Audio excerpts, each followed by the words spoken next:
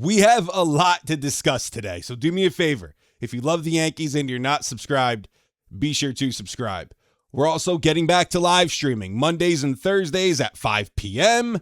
So mark that on your calendars, if you will. Just know that every Monday and Thursday we're going live at 5 p.m.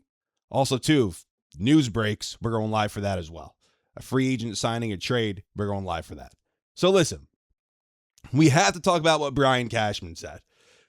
And he said a lot. And I know some people said, oh, he said stuff, gave us information without giving us information. And that's not what I thought he did last night. I felt like he did. He gave us some information. And the one thing that I want to start off with saying is Cashman said that Hal has not given him a number. Michael K., I love Michael K. Love him. Would love to have him on here someday. I've said that before. Michael K. mentioned that the Yankees probably are going to try to stay under $300 million. And he defended Hal Steinbrenner for potentially staying under $300 million. That you don't have to have, that you shouldn't have to spend $300 million to have a winning ball club. Okay. Brian Cashman said you'd have to ask Michael where he got that information from. I thought it was like, whoa, the voice of the Yankees just completely blew up his spot. I was shocked when he said that, honestly. But that's what I believe too, because I find it tough to think that with how the payroll is going to shape up going into 2026, that the Yankees are just looking at that $300 million payroll and saying we're not exceeding that. Even 310, I have a hard time believing that. That's not how this Yankee team is constructed. You have 1 year Grisham at $22 million. Only 1 year. So even though that $22 million is going to count towards the 2026 payroll, you only have him for 1 season, then it comes off. It's not $22 million for the next 5 years. Not for Grisham, no. So I think we have to take that into account too. And LeMahieu, that $15 million comes off next year. So when looking to sign a Cody Bellinger, you might just have to eat the first year of signing him, because it's like, okay, that's going to push our payroll because we're going to have to add more. That's going to push our payroll beyond maybe 310, 320, 330. But after this season, LeMahieu's gone. That's $15 million. Grisham is gone. That's $22 million. It's a lot of money coming off. Then you have Bednar, who's going to be a free agent. I'm not saying that you want him to go. I'm just saying that there's money still coming off the books after the 2026 season that we can't ignore that either. So them signing somebody like a Bellinger, even Tucker, we're going to talk about him in a little bit. Even Tucker. They should not be afraid in doing that, because you're going to have money come off in the coming years even. You are. So you want to maximize Aaron Judge. That's what you want to do. And the Yankees aren't stupid. They know this. They know that they have to maximize Aaron Judge, because in 3 seasons, when Cole is gone, when Rodon is gone, the only Yankees with big-time contracts that are under contract right now is going to be Judge and Fried. Well, Judge is going to be 3 years older. He's going to be 36 years old. So you're going to want to put a team around him that's going to help him win. And even giving Cody a long-term deal. Cody's been incredibly inconsistent as a player. He just has. I think Cody's a marvelous player. I said it time and time again. Incredibly high baseball IQ. Brian Cashman, they want to bring him back. But it has to be at the right price. It has to be at the right years to bring him back, because his career has been so volatile. It has. He's been so inconsistent as a player overall. So are you going to get that 5-WAR year out of Cody, or that 2-WAR year out of Cody? And a 2-WAR year, let's value that at $8 million. Let's value 1 WAR equals $8 million, right? So if he's a 2-WAR player and you're paying him $26 million, it's like, or $27 million per. It's like, whoa, you're overpaying for him. You are at that point, because then he would be valued at $16 million. But he had a 5-WAR last year. He would be valued at where he should be valued if you were paying that. Like, that would be a good value for Bellinger if he continues to be that 5-WAR player. But can he? We'll see. But Cashman really likes Cody. He's priority number one. Now, a lot of people are mentioning about Kyle Tucker, saying, oh, the Yankees haven't even met with Kyle Tucker. And that makes people think that the Yankees aren't in on him at all. Kyle Tucker, we all know, met with the Blue Jays. We know that.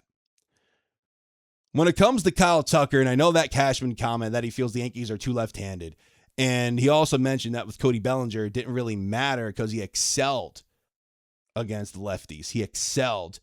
Kyle Tucker had a pretty good year against them too. Had an 826 OPS, right, against the same side. So Kyle Tucker had a good year against left-handed pitching as well. Not as good as Cody, but he still had a good year. So he kind of falls under that too, of being a left-handed bat, but he could hit left-handed pitching. Now, Cashman did say that he has not had a visit with the Yankees, but Cashman also did not say that he wasn't going to visit. He didn't say that he was, but he didn't say that he wasn't either. And I'm kind of shocked that the media just let that slide by and did not ask him, hey, will you meet with him? We know you haven't, but will you? I'm surprised that wasn't proposed to Cashman. Shocked, honestly, because I really want to know. And he's going to cost you a lot. Totally get it. And he's going to cost you more years. But as I said before, Kyle Tucker, left-handed bat, left-handed power bat. He's a top 10 bat in Major League Baseball. He is. And I heard Joel Sherman. Joel Sherman does fabulous work, by the way. Would love to have him on the channel one day, but does fabulous work. He mentioned, he's like, hey, you can't question Cody Bellinger's love for the game, but maybe you can for Tucker. And that's when I'll say, hey, all right, if that's true, I hope it's not true. But if that's true, maybe I'm going to second guess a little bit, signing him to a long-term deal for big money. But Kyle Tucker has a talent, fabulous player, good defender. I know people like to run with that he's not a great defender. He's a good defender, in my opinion. But we'll see what the Yankees do. They, according to Robert Murray, a fan cited, the Yankees are very interested in right-handed hitting. So we know that they're linked to Ahmed Rosario. Would love to have him back. He only played in a very small sample size with the Yankees. 16 games for them. Only 16. I was shocked when I saw that. But he hit over 300. He hit like 303 for the Yankees. So he's going to hit against left-handed pitching, and that's why you brought him here. And then McMahon, Cashman said that they hope that they could get more out of him. Of course, you're paying him $16 million. He has to be that two-war player. If he was that two-war player, then he's worth that $16 million. But if he's not that two-war player, then he'll be worth it. Cashman mentioning that they're too left-handed, that they need right-handed bats. I thought of a trade in my mind. And here we go with my mind trades. A trade in my mind here. I could see them moving Ben Rice. I don't want it. I don't want Ben Rice gone. I want him to stay. I think he's the future of the Yankees. If anything, if you have to trade either player, you trade Austin Wells, put Ben Rice behind the plate. I think he'll be fine there. He'll be fine as a catcher, Ben Rice, personally. That's what I think the Yankees should do before trading Ben Rice. But when it comes down to Ben Rice, if they do trade him, I would think that would mean Pete Alonso, that the Yankees, they would be hot and heavy after him. Because it's so interesting, guys. You have Bo Bichette out there, right-handed hitter. Pete Alonso out there, right-handed hitter. Alex Bregman out there, right-handed hitter. We're not hearing the Yankees linked to any of these guys. We're not. So with Cashman mentioning that they're too left-handed, guess who else is left-handed? Friggin' Stephen Kwan. He's a left-handed bat. Not a left-handed power bat, but he's a left-handed bat. So at that point, bring back Cody. But unless the Mets go and say, hey, Cody, here's 7 years that you want. The Yankees are saying, hey, Cody, we're dead set on 5. Well, then I guess you're kind of, if he wants the years, he's a Met at that point and whatever. Here's also an interesting thing.